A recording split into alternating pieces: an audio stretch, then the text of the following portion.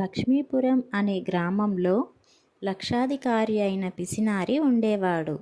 అతనికి ఒకరోజు విపరీతమైన కడుపు నొప్పి వచ్చింది.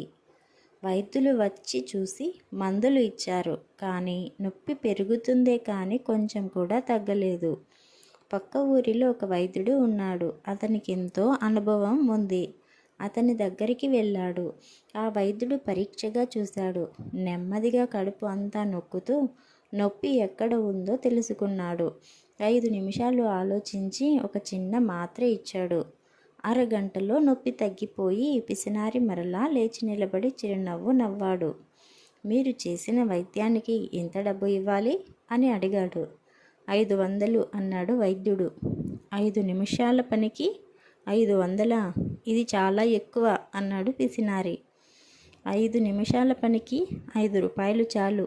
కానీ కడుపు నొప్పి ఎందుకు వచ్చిందో, ఏ మాత్ర వేస్తే నొప్పి తగ్గుతుందో 5 నిమిషాల్లో కనుక్కున్నాను చూడు.